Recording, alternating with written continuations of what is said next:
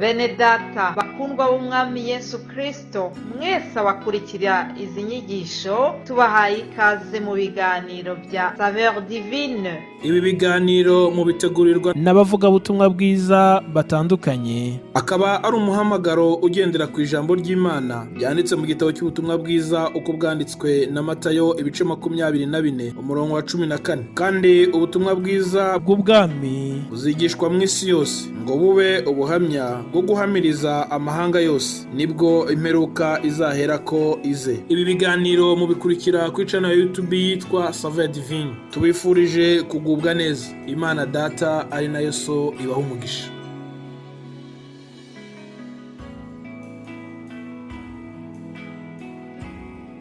Ishimwe ndabasuhuje bakundwa b'umwami wacu Yesu Kristo. Ndi Odette Kandama. Nkuko mubimenyereye buri cyumweru haba hariho topic iri kuganirwaho muri iki kiganiro cya Saveur Divine. Muri iki cyumweru rero topic turi kuvugaho nivuga imbaraga z'umusaraba wa Yesu Kristo. Munyemerere dusoma amagambo y'Imana yanditse mu rwandiko rwa mbere Pawulo yandikiye Abakorinto igice cya mbere n'umurongo waho wa 18. Handitswe ngo ijambo ry'umusaraba kubarimbuka n'ubupfu, ariko kuri twebwe abakizwa n'imbaraga z'Imana. Mu nkundire twongereho amagambo yanditse muri Petero wa mbere ibice 2 n'umurongo waho wa 24. Handitswe ngo ubwe yikoreye ibyaha byacu mu mubiri we abibambanwa ku giti kugira ngo dupfe ku byaha duhere ko tubeho ku gukiranuka. Imibyimba ye niyo yabakijije. Imana ishimwe. Turimo kuganira ku mbaraga z'umusaraba wa Kristo. Yesu wari umwana ukunzwe na se, afite icyubahiro cyinshi mu ijuru. Bibiliya igitubwira ngo ntabwo yabonye ko kwitwa Imana yabigundira, ngo ahubwo yemera kwisiga ubusa, ngo yambara akamero k'umugaragu w'imbata, ngo araganduka, ngo ntiyanga no gupfa, ngo ndetse urupfu rwo ku musaraba tubisanga mu Bafilipi ibice 2 uhereye ku murongo wa 6 ukamanuka. Yesu aremera araza abambwa ku musaraba.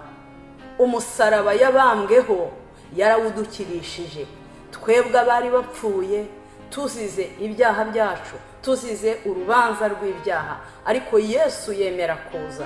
Yesu yemera kubambwa ku musaraba, atitaye ku cyubahiro yari afite, atitaye ku bwiza yari afite. Araza abambwa ku musaraba i Golgotha. Turiho turavuga, turabo turibo kubera ko Yesu yadupfiriye ku musaraba. Urupfu Yesu yapfuye ku musaraba ni twebwe twari burupfe, ni twebwe rwari rugenewe. Iyo tuvuga imbaraga z'umusaraba tuba tuvuga imbaraga z'uwawubambweho ari we Yesu. Yesu yuriranye ibyaha byacu ku musaraba i Golgotha, arabambwa, aratukwa, arababazwa, bamucira amacandwe menshi, ariko aremera arihangana, yihanganira umusaraba w'isoni kugira ngo akuronke wowe, kugira ngo nanjye andonke.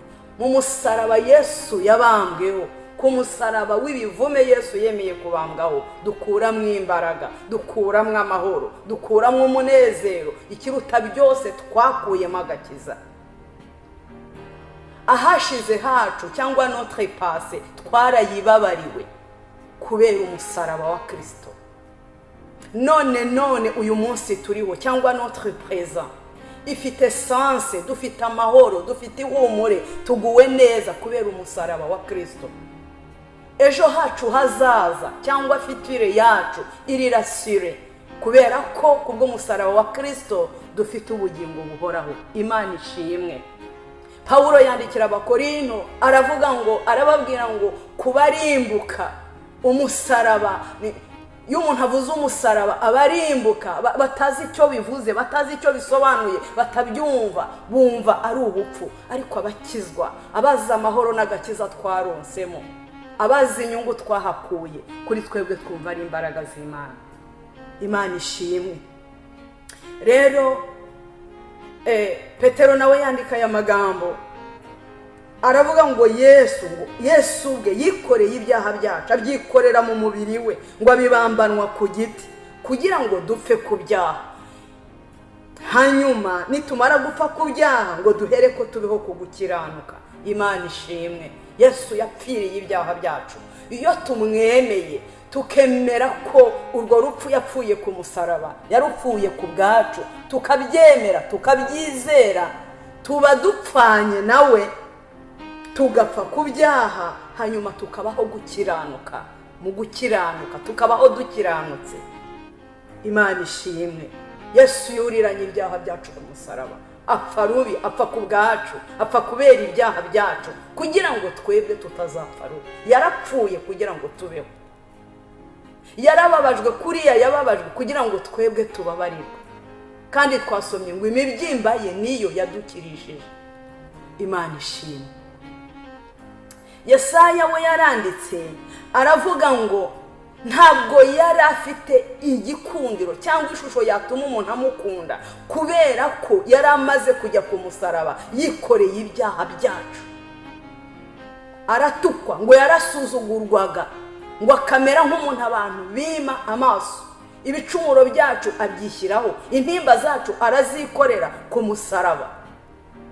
Imana ishimwe ko yabyikoreye kugira ngo tubabarirwe. Ndakwinginga rero mwene data ngo wizere umusaraba wa Yesu, wizere ko Yesu ari wowe yapfiriye, wizere ko Yesu ari wowe yabambiwe, yagiye ku musaraba kugira ngo wowe nanjye tuzabone ubugingo buhoraho, ntituzacirweho iteka. Iyo twizeye ko Yesu Kristo ari umwana w'Imana, tukizera ko yabambwe ku bwacu, duhita tuba ibyaremwe bishya.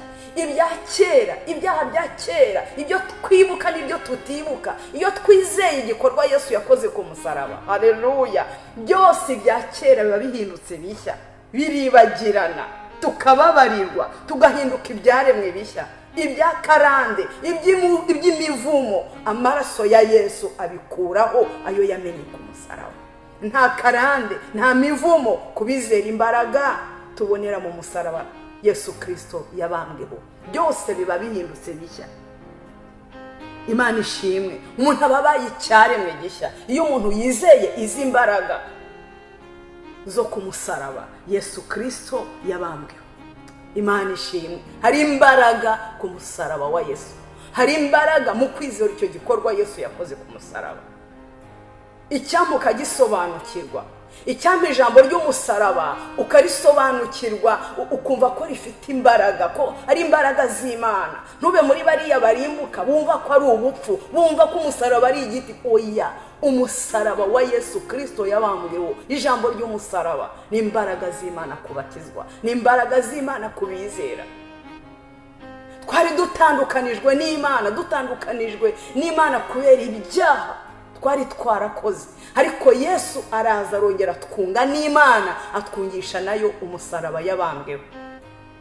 Haleluya. Imana nishimwe. Satani yahoraga turega, Satani yahoraga dushinja, ariko Yesu amaze kubambwa ku musaraba, urwandiko Satani yahoraga turegesha, urwandiko rw'ibirego Satani yaturegeshaga, Yesu arubamba ku musaraba. Haleluya. Tubisoma mu Bakolosayi ibice 2 murongo wa 14. Yesu yarubambye ku musaraba, urwandiko rw'ibirego Satani yaturegeshaga umunsi nijoro, Yesu yararubambye. Pawulo yandikira Abaroma mu bice 8 umurongo wa 1, arababwira ngo nuko nimumenye musobanukirwe abizeye Yesu Kristo, abari muri Kristo bizeye umusaraba n'igikorwa cyawukoretseho, bene abo ngabo nta teka bazacirwaho. Imana ishimwe. Abari muri Kristo Yesu nta teka bazacirwaho. Abizeye imbaraga zibonekera mu musaraba wa Kristo nta teka bazacirwaho. Imana ishimwe. Ahubwo baba bavuye mu rupfu, baba bapfuye ku byaha, hanyuma bakabaho gukiranuka. Nshuti zanjye, ku musaraba twahakiriye ibyaha. Iyo twizeye imbaraga z'umusaraba tubabarirwa ibyaha. Iyo twizeye imbaraga z'umusaraba dukira intimba, dukira ibikomere, dukira agahinda. Intimba zacu Yesu yarazikoreye, imibabaro yacu Yesu yayishyizeho. Haleluya. Kandi imibyimba ye yagize ku musaraba niyo adukirisha.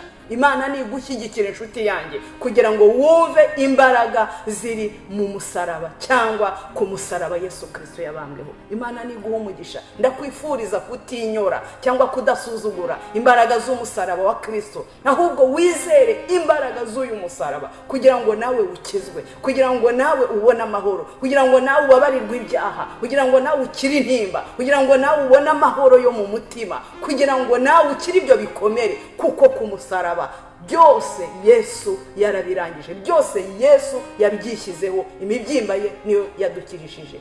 Imana ni igushyigikire, Imana ni igukore ku maso, ijambo ry'umusaraba ntirikubera ubupfu, ahubwo uribone nk'imbaraga z'Imana. Imana ni iguha umugisha mu izina rya Yesu, amen.